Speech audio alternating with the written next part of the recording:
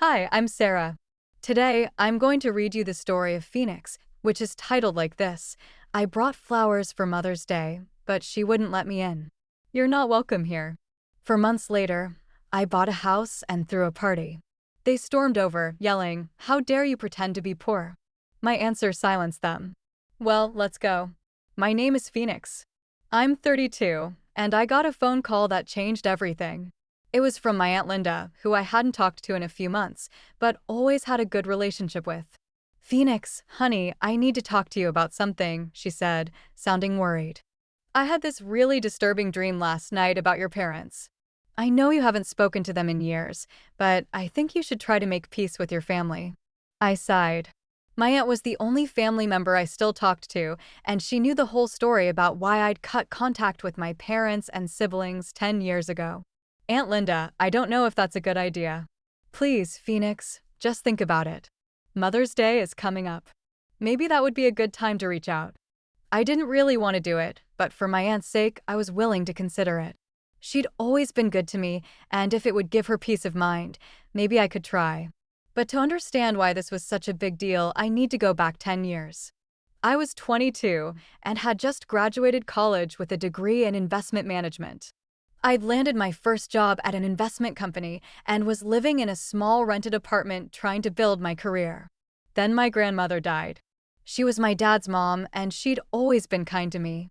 When the will was read, it turned out she'd left the family house to her 3 sons, my dad, and his 2 brothers, who sold it and split the money. But the really important part was that she'd left $50,000 to each of her 6 grandchildren. My older brother, Marcus, got $50,000. My older sister, Diane, got $50,000. I got $50,000. And my 3 cousins each got the same amount. It seemed fair and equal. 3 days after the will reading, my mom called me. "Phoenix, come over for dinner tonight. The whole family will be here." When I got to my parents' house, Marcus and Diane were already there with their serious faces on. I should have known something was up. "Sit down, Phoenix," Mom said. "We need to discuss something important. Your sister is getting married in 4 months." "That's great. Congratulations, Diane." Diane didn't even smile. "Thanks, but we have a problem. The wedding is going to be expensive." Mom jumped in. "We think you should give your inheritance money to your sister for her wedding." I literally couldn't speak for a few seconds. "What?" "Diane needs a beautiful wedding, and $50,000 would make it perfect," Mom continued. "But that's my money. Grandma left it to me." "Don't be selfish," Dad said. "Family helps family."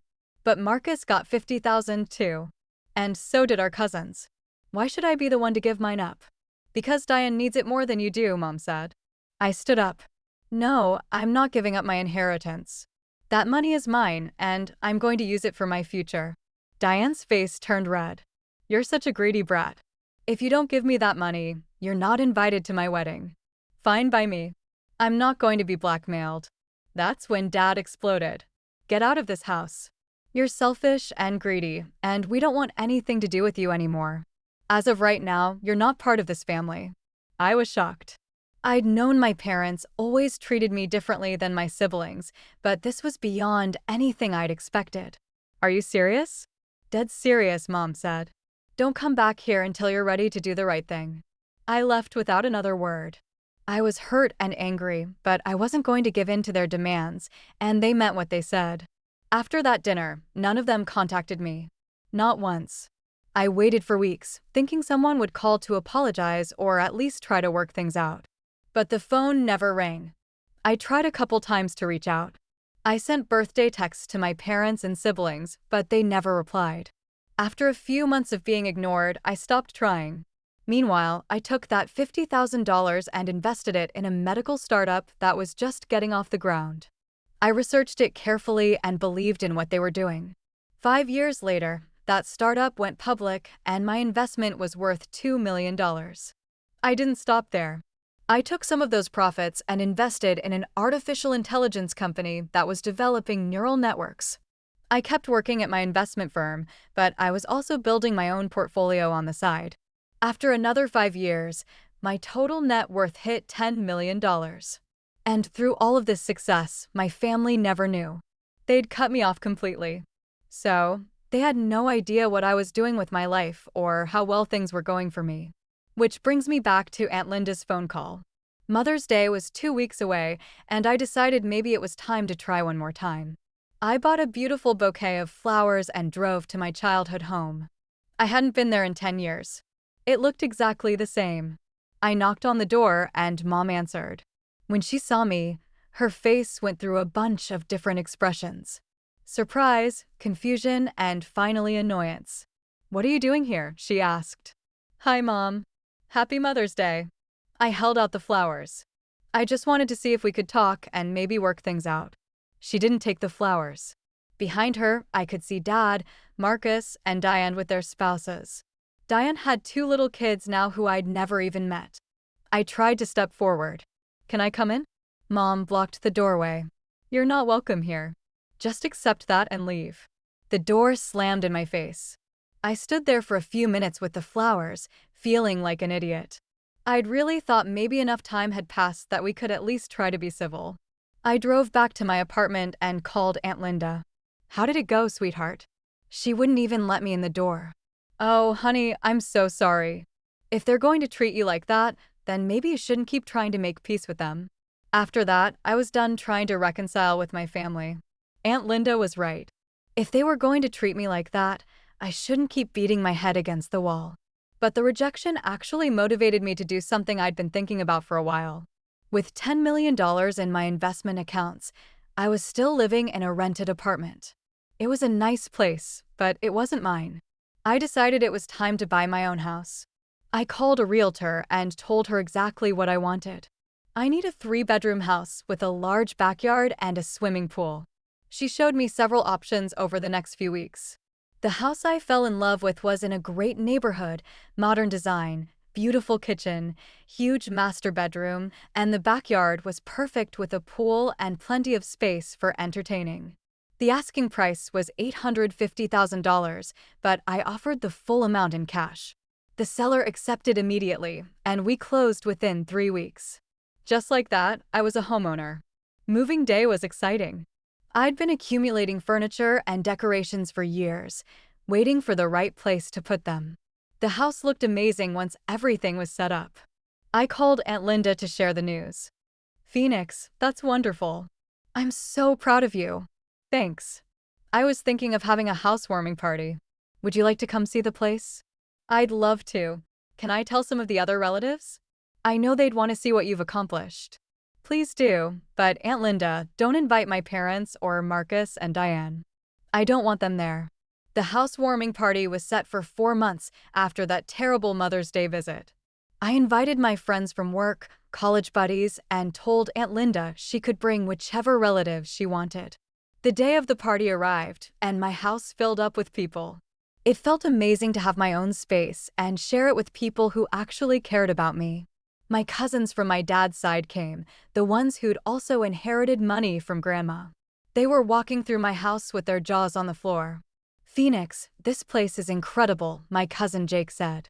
"I had no idea you were doing so well." "Thanks. I've been working hard and making some good investments." My cousin Sarah pulled me aside. "Can I ask you something? Your parents always told us you had problems with drinking and gambling. They said that's why the family doesn't talk to you anymore." I almost choked on my drink. "What?"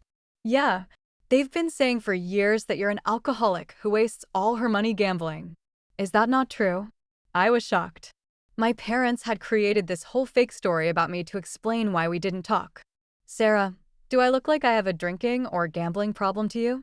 She looked around at my beautiful house, at me in my nice clothes, clearly healthy and successful.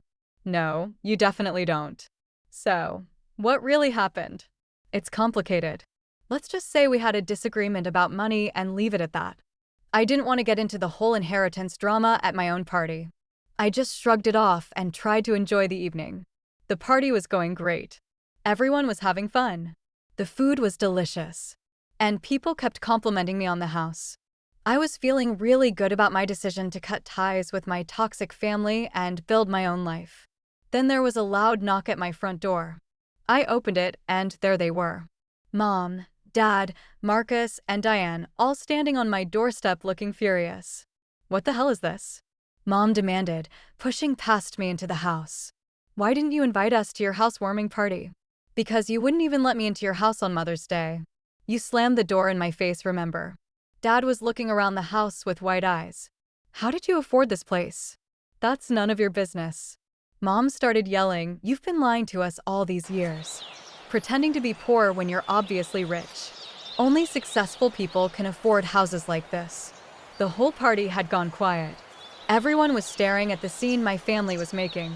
The size of my bank account is not your concern, I said firmly. I need you all to leave now. But Mom wasn't done. She spotted my relatives and marched over to them. You need to talk sense into her, she told Jake and Sarah. Phoenix ran away from home and cut off all contact with us for no reason. She's being ridiculous. My cousins looked uncomfortable. They didn't know what to say. I'm asking you one more time to leave my house, I said loudly. If you don't go voluntarily, I'm calling the police. After they left, I turned to my guests with a big smile. Sorry about that drama, everyone. Let's get this party back on track. Most people laughed and went back to enjoying themselves. But I could tell some of my relatives had questions. I didn't want to deal with it right then, so I just focused on being a good hostess. Later, after everyone had gone home, I sat in my beautiful living room thinking about what had just happened. My parents had been telling people I was an alcoholic gambler for 10 years. They'd made me out to be some kind of failure to justify cutting me off. But the minute they saw my house and realized I was successful, suddenly they wanted back in my life. It wasn't about love or family. It was about money. It had always been about money. The next morning, my phone started ringing nonstop. I didn't answer any of the calls from my family, but they left voicemails and started sending text messages. Mom's message said, "We know you're a successful investor now. You need to share your money with your family." Diane wrote, "I have a mortgage I'm struggling with. You should help me pay it off." Marcus texted, "My car is falling apart and my wife is pregnant. I need money for a new car." I read all their messages and just shook my head. After 10 years of silence, the moment they found out I had money, they came crawling back with their hands out. I blocked all their phone numbers without responding to a single message. A week later, Aunt Linda called. "Phoenix, your parents have been calling me nonstop, trying to get me to pressure you into talking to them. What did you tell them?" I told them they had their chance when you showed up on Mother's Day with flowers. They blew it. I also told them I think they're only interested now because they found out you have money. You're absolutely right. I'm proud of you for not giving in to them, honey. You deserve so much better. After blocking my family's numbers, I thought that would be the end of it. But I was wrong. They weren't going to give up that easily. A few weeks later, I was coming home from work when I saw a familiar car parked outside my house. My parents were sitting in their old sedan waiting for me. I parked in my driveway, and they immediately got out and approached me. "Phoenix, we need to talk," Dad said. "No, we don't. I blocked your numbers for a reason." "Come on, honey," Mom said, trying to sound sweet. "We're family. We can work this out. We stopped being family 10 years ago when you kicked me out for not giving Diane my inheritance money." "That was a long time ago," Dad said. "We all said things we didn't mean. You meant every word. And the only reason you're here now is because you found out I have money." Mom's fake smile disappeared. "So what if it is? You should be helping your family. That's what family does." Where was this family loyalty when I needed support starting my career? Where was it when I tried to visit on Mother's Day? They didn't have an answer for that. "Leave my property or I'm calling the police." They got back in their car, but I knew this wasn't over. The next week, they showed up at my office. I was walking to my car after work when they appeared in the parking lot. "Phoenix, wait," Marcus called out. I turned around and saw all of them, Mom, Dad, Marcus, and Diane, walking toward me. "Are you kidding me right now? This is harassment." "We just want to talk," Diane said. 5 minutes. "I gave you 10 years to talk to me. You chose silence. Now it's my turn." "We made a mistake," Mom said. "We're sorry." "Sorry for what exactly?" "Sorry for kicking me out. Sorry for ignoring me for 10 years. Sorry for spreading lies about me being an alcoholic gambler. Or are you just sorry that you found out I'm rich?" They all looked uncomfortable. We heard about your investments, Dad said. You did really well for yourself. No thanks to any of you. Look, Marcus said, I know things got messed up before, but we're family. Families forgive each other. Families also support each other during hard times. They show up for important moments. They don't make up stories about each other. You people are strangers to me. Please, Phoenix, Diane said. And I could tell she was trying not to cry. I'm really struggling with my mortgage payments. If you could just help me out a little bit. And there it was. The real reason they were there. Let me get this straight. You didn't invite me to your wedding because I wouldn't give you money. You ignored me for 10 years. You told people I was a drunk and a gambler. But now you want me to help pay your mortgage. I was young and stupid, Diane said. I'm different now. You're exactly the same. The only thing that's different is that you need money. I started walking toward my car. If you don't leave me alone, I'm filing a restraining order against all of you. This is stalking and it needs to stop. That finally got through to them. They stopped following me and didn't show up anywhere else. But the damage was done. I'd been forced to relive all that old pain and anger. It took me a few weeks to get back to feeling normal again. The good news was that my life was going really well outside of the family drama. My investment portfolio kept growing, and I'd started dating someone new. His name was Alex, and he was a software engineer I'd met through mutual friends. When I told him about my family situation, he was completely supportive. You don't owe them anything, he said. Just because someone is related to you doesn't give them the right to treat you badly and then expect you to bail them out financially. Sometimes I wonder if I'm being too harsh. Phoenix, they kicked you out of the family over money. They ignored you for 10 years. They made up lies about you, and now they only want you back because they found out you're successful. You're not being harsh. You're protecting yourself from toxic people. Alex was right. I built a good life without them, and I wasn't going to let them mess it up. Now, I also started throwing regular parties at my house. Aunt Linda would come over with different relatives, and we'd have barbecues by the pool or dinner parties in my dining room. It was nice to have family relationships that were actually healthy and supportive. During one of these gatherings, my cousin Jake brought up the subject I'd been avoiding. Phoenix, I have to ask you something. What really happened with your parents? Because the story they told us about drinking and gambling obviously isn't true. I decided it was time to tell the truth. I explained the whole inheritance situation, how they demanded I give my money to Diane, and how they'd cut me off when I refused. Are you serious? Sarah said. They disowned you over that. Yep. And they only want me back now because they found out I invested that money successfully. That's horrible, Jake said. I'm so sorry they put you through that. It's okay. I'm better off without them. And I really was. My house was beautiful. My career was thriving. I had a great relationship with Alex. And I was surrounded by people who actually cared about me. A few months later, Aunt Linda called with more updates about my parents. They've been asking everyone in the family for your new phone number, she said. I told them I wouldn't give it to them. Good. I hope they got the message. I think they did. I haven't heard from them in a few weeks. How are they doing financially? Are they struggling? I don't think so. Your dad still has his job, and they own their house. They're not desperate or anything. They're just greedy. That confirmed what I'd suspected. This wasn't about them needing help. It was about them wanting a piece of my success after years of treating me like garbage. I was done feeling guilty about cutting them off. They'd made their choice 10 years ago, and I'd made mine. Now I had to live with the consequences of that decision, which honestly had turned out pretty great for me. 2 years passed after my parents stopped harassing me, and they were honestly the best 2 years of my adult life.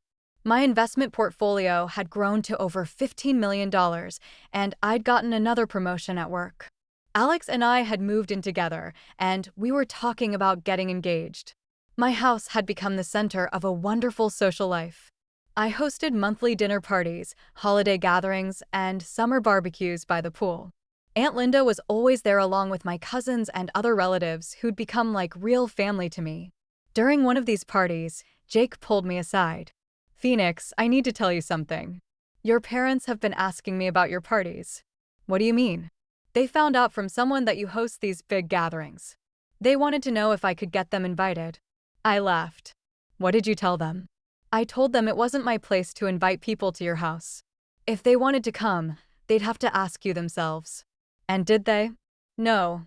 I think they know you'd say no. I was right about that.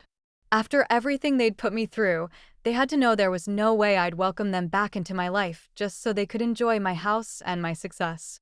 A few months later, I got unexpected news. Aunt Linda called me sounding upset. Phoenix, I have something to tell you. Your father had a heart attack. My stomach dropped. Is he okay? He's in the hospital, but he's stable. It wasn't too severe. I sat there for a minute processing this information. Despite everything that had happened, he was still my father. Phoenix, are you there? Yeah, I'm here. Thanks for telling me. Are you going to visit him? I thought about it. Part of me felt like I should, but another part remembered how they treated me. I don't think so, Aunt Linda. If they wanted me in their lives, they would have reached out years ago for reasons other than money. I understand, honey. I just thought you should know. 2 days later, my phone rang from an unknown number. I almost didn't answer, but something made me pick it up. Hello, Phoenix. It's Mom. I should have hung up, but I didn't. What do you want? Your father is in the hospital. I thought you should know. Aunt Linda already told me. Aren't you going to come see him? He's your father. He stopped being my father 10 years ago when he kicked me out of the family. Phoenix, please. He's been asking for you. I doubted that was true. If he wanted to see me, he could have called any time in the past 10 years. We made mistakes, but we're family. This could be serious. You made choices. I'm living with the consequences of my choices, and you can live with the consequences of yours. I hung up. Alex found me sitting in the kitchen afterwards staring at my phone. Everything okay? I told him about the call. He sat down next to me and took my hand. How are you feeling about it? Conflicted. Part of me thinks I should visit him, but another part of me remembers that they only call when they want something. What do you want to do? I want to protect myself from more hurt. They've made it clear over and over that they don't actually want a relationship with me. They want my money. Then trust your instincts. Dad recovered from his heart attack, and life went back to normal. I didn't visit him in the hospital, and I didn't feel guilty about it. I'd learned that you can't have a one-sided relationship even with family. 6 months later, I threw my biggest party yet for my 35 RD birthday. The house was packed with friends, colleagues, and relatives. Aunt Linda had invited some extended family members I hadn't seen in years, and everyone was having a great time. During the party, my cousin Sarah approached me with a strange look on her face. Phoenix, you're not going to believe this. I just got a text from your brother Marcus. What kind of text? He wanted to know if I could take pictures of your party and send them to him. He said, your parents wanted to see how you were doing. I shook my head. Even now, they were still trying to keep tabs on me from a distance. What did you tell him? I told him if they wanted to know how you were doing, they should call and ask you themselves. Good answer. Later that night, after all the guests had gone home, Alex and I were cleaning up when he asked me something I'd been thinking about myself. Do you ever regret cutting them off? I considered the question seriously. No, I don't.